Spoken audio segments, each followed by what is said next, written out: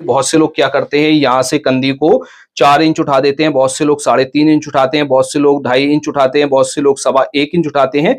अपने अपने तरीके से यहाँ पर कंधी को उठा देते हैं, जिस वजह से उनकी कंधी में प्रॉब्लम आ जाती है। और यहाँ पर हाला भी जब डाउन करते हैं तो हाला भी अच्छी तरीके से डाउन नहीं कर पाते हैं। बहुत से लोग 1.5 इंच डाउन कर देते हैं, बहुत से लोग 2 इंच कर देते हैं।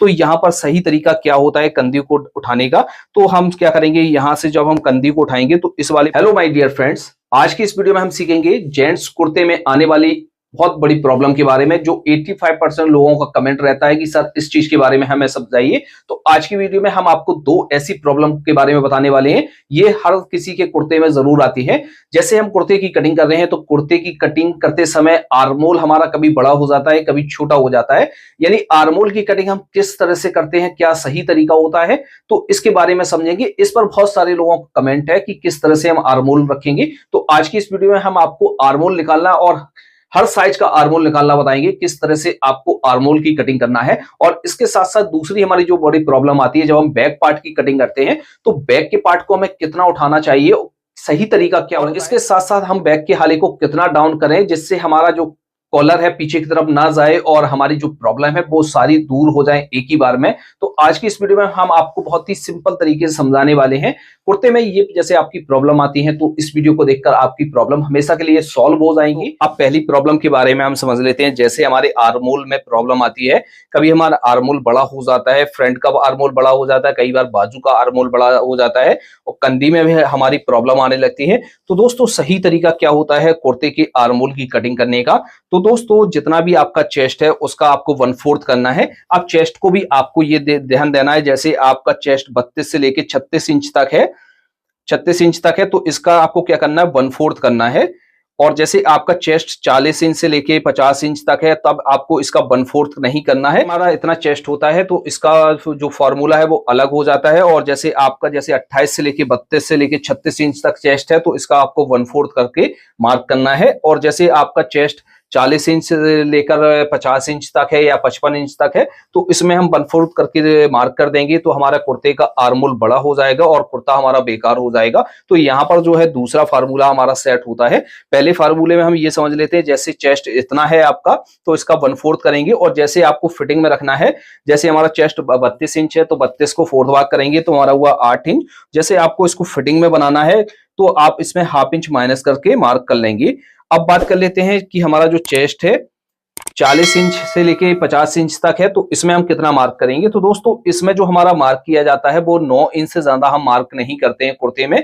तो हम यहाँ पर हाई जो हमारा मार्क किया जाता है, कितना भी हैवी साइज का चेस्ट क्यों ना हो, तो यहाँ पर हम 9 इंच से ज्यादा मार्क नहीं करते हैं कुर्ते का। और दोस्तों जैसे हमारा जो चेस्ट है वो है 41 इंच, तो इसमें हमें जो आर्मोल रखना है वो फिटिंग में रखना है। तो हम क्या करेंगे, यहाँ से हम 9 इंच पे नहीं रखेंगे, इसको हम करेंगे 8.5 इंच पर, क्योंकि हमें जो आर्मोल रखना है वो हमें रखना है फिटिंग में। तो ये हमारे आर्मोल के हिसाब से परफेक्ट है। और जैसे आपको थोड़ा सा ज्यादा रखना है तो आप ज्यादा भी रख सकते हैं, ये आपके ऊपर डिपेंड होता है कि आपको कितना लूज रखना है।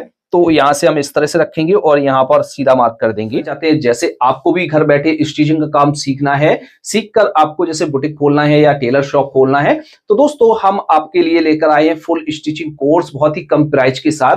जैसे आपको शर्ट का काम सीखना है या कुर्ते का काम सीखना है या पैंट का काम सीखना है, जैसे किसी भी काम को आपको सीखना है, तो दोस्तों स्क्रीन पर आपको एक व्हाट्सएप नंबर दिखाई दे रहा है, यहाँ पर आप हमसे कोर्स की डिटेल ले सकते हैं। मार्क करने के बाद अब जो हमारी प्रॉब्लम आती है, कंधी में प्रॉब्लम आती है, जैसे कंधी को हम कितना डाउन करेंगे। कंधी जैसे सही डाउन ना होने की वजह से भी हमारे रिंकल या खिंचाव पैदा होने लगते हैं। तो कुर्ते की जैसे बड़ा साइज है तो आपको यहाँ पर जो कंधी डाउन करनी है वो 1 इंच कंधी को डाउन करना है। जैसे किसी की शोल्डर डाउन है, ज्यादा ही शोल्डर डाउन है, तो उसमें आप 1.25 इंच कंधी को डाउन कर सकते हैं, इससे ज्यादा आप कंधी को डाउन नहीं करेंगे। तो इस तरह से हमने 1 इंच डाउन कर लिया है।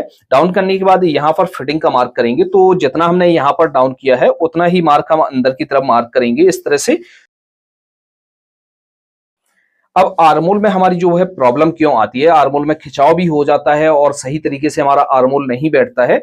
तो हम क्या करेंगे, सबसे पहले तो जितना भी आपका चेस्ट है उसका आपको फोर्थ भाग करना है। तो हमारा चेस्ट है 41 इंच, 41 का फोर्थ भाग करेंगे, हमारा हुआ 10.25 इंच। अब यहाँ पर आपको लूजिंग कितनी रहनी है ये आपके ऊपर डिपेंड है कि कितनी आपको यहाँ पर लूजिंग ऐड करनी है। जैसे आपको 2 इंच की लूजिंग ऐड करनी है या 2.5 इंच की लूजिंग ऐड करनी है या 3 इंच की लूजिंग ऐड करनी है, ये आपके ऊपर होता है। तो यहाँ पर जो हम लूजिंग ऐड करेंगे वो करेंगे 1.25 इंच की, इससे ज्यादा हम लूजिंग ऐड नहीं करेंगे क्योंकि हमें इतनी ही लूजिंग का पहनना है। तो इससे ज्यादा भी आप लूजिंग ऐड कर सकते हैं। तो इस तरह से आपको मार्क कर लेना है। मार्क करने के बाद अब हम इसमें जो है आर्मोल का शेप किस हिसाब से देंगे। ज्यादातर लोग आर्मोल के शेप देने में ही गलती करते हैं, जिस वजह से कुर्ते में हमारा जो आर्मोल में प्रॉब्लम आती है वो शेप देने की वजह से ही आती है।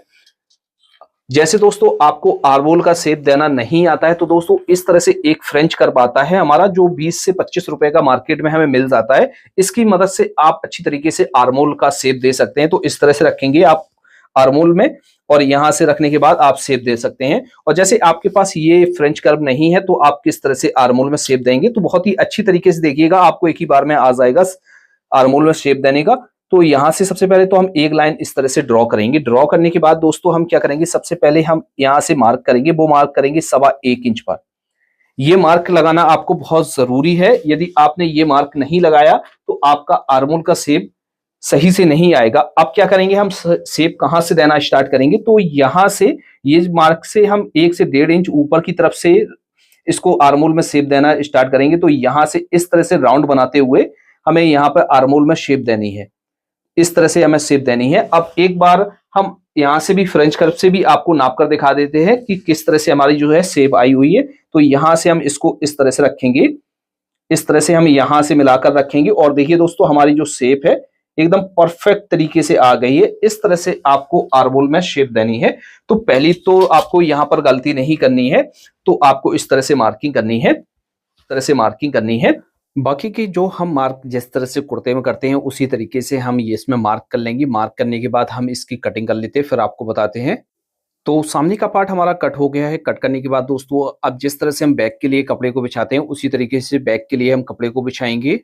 तो इस तरह से हमने बैक की कटिंग करने के लिए कपड़े को फोल्ड करके बिछा लिया है। अब जो सामने का पार्ट हमने कट किया हुआ था उसको हम इसके ऊपर बिछाएंगे। तो इस तरह से रखेंगे और यहां से ऊपर इसको बिछा देंगे। अब कपड़े को बिछाते समय आपको यह ध्यान रखना है 3 इंच से लेकर 4 इंच एक्स्ट्रा कपड़े को ऊपर बिछाना होता है, क्योंकि जो हमारी बैक कटती है कुर्ते की वो सलग कटती है, कोई भी हमारा तीरा अलग से ज्वाइंट नहीं होता है। जैसे आपका कपड़ा कम है तब जाके हमारे शोल्डर अलग से डालना होता है। तो हम यहां से इस तरह से इसको बिछाएंगे। अब दोस्तों दूसरी बड़ी जो हमारी प्रॉब्लम आती है वो हमारी आती है कुर्ते की कंधी को हम कितना उठाएंगे। बहुत से लोग क्या करते हैं, यहाँ से कंधी को 4 इंच उठा देते हैं, बहुत से लोग 3.5 इंच उठाते हैं, बहुत से लोग 2.5 इंच उठाते हैं, बहुत से लोग 1.25 इंच उठाते हैं।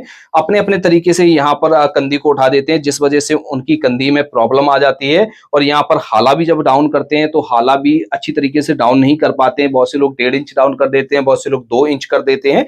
तो यहाँ पर सही तरीका क्या होता है कंधी को उठाने का, तो हम क्या करेंगे, यहाँ से जब हम कंधी को उठाएंगे तो इस वाले पॉइंट से जो कंधी को उठाएंगे वो उठाएंगे 2.5 इंच, और यहाँ पर जो हम कंधी को उठाएंगे वो भी हम उठाएंगे 2.5 इंच। तो इस तरह से आपको कंधी को उठाना है। कंधी को इस तरह से आपको सीधा कर लेना है। सीधा करने के बाद यहाँ से एकदम सीधा करना है। सीधा करने के बाद अब इसमें है जो है हाले को हम कितना डाउन करेंगे। तो मेन प्रॉब्लम हमारी यहाँ पर ही आती है। जैसे हमने हाले को अच्छी तरीके से डाउन कर दिया तो हमारे जो कॉलर में प्रॉब्लम नहीं आएगी, कॉलर हमारा पीछे की तरफ नहीं भागेगा, ना ही हमारा फ्रंट का पार्ट ऊपर टंगेगा। तो बहुत से लोग यहाँ पर ही गलती करते हैं। बहुत से लोग क्या करते हैं 2 इंच डाउन कर देते हैं, बहुत से लोग 1.25 इंच करते हैं, बहुत से लोग 1.5 इंच डाउन करते हैं। अलग अलग तरीकों से यहाँ पर डाउन करते हैं। तो सही तरीका ना पता होने की वजह से ये प्रॉब्लम क्रिएट होती है। तो हम जैसे हैवी साइज का हम कुर्ता कटिंग कर रहे हैं या नॉर्मली साइज का कुर्ता कटिंग कर रहे हैं तो यहाँ पर हम कंधी को जो डाउन करेंगे यानी हाले को जो डाउन करेंगे वो 1 इंच नीचे की तरफ डाउन करेंगे, इससे ज्यादा हम डाउन नहीं करेंगे। और यहाँ पर जो हम मार्क करेंगे वो सीने के 12वां हिस्सा करके मार्क करेंगे। तो इस तरह से मार्क करना है। मार्क करने के बाद यहाँ पर अच्छी तरीके से शेप देनी है। शेप देने के बाद यहाँ पर शोल्डर का मार्क करेंगे। तीरे का तीरा है 18 इंच, 18 का हाफ करेंगे 9 इंच, हाफ इंच मार्जिन का। तो इस तरह से हम यहाँ पर मार्क कर लेंगे। मार्क करने के बाद यहाँ से 2 सूत आगे की तरफ एक मार्क करना है। अब दोस्तों बैक पार्ट के आर्मोल में हमें क्या चेंजिंग करनी होती है जिस वजह से हमारी प्रॉब्लम ना आए। तो जैसे आप लूज बैक की कटिंग कर रहे हैं तो आप क्या करेंगे, यहाँ से 1 इंच का मार्जिन ऐड कर सकते हैं। और जैसे आप नॉर्मली फिटिंग का कर रहे हैं या फिटिंग का कुर्ता कटिंग कर रहे हैं तो आपको क्या करना है, यहाँ से 0.25 इंच बैक को बड़ा काटना है, इससे ज्यादा हम बैक को नहीं काटेंगे। तो हम यहाँ से इस तरह से रखेंगे और यहाँ पर देंगे इस तरह से शेप। शेप देने के बाद हमें यहाँ पर भी अच्छी तरीके से शेप देनी है। तो इस तरह से आपको मार्किंग करनी है। मार्किंग करने के बाद सेम इसी मार्क पे आपको पूरे पार्ट को कट कर लेना है। तो आपके जो भी डाउट्स हैं वो क्लियर हो गए होंगे, आपको अच्छी तरीके से समझ में आ गया होगा कि कुर्ते के जो फ्रंट के पार्ट में हमारी प्रॉब्लम क्यों आती है और बैक पार्ट में क्यों प्रॉब्लम आती है। तो ये चीज आपको अच्छी तरीके से समझ में आ गई होगी।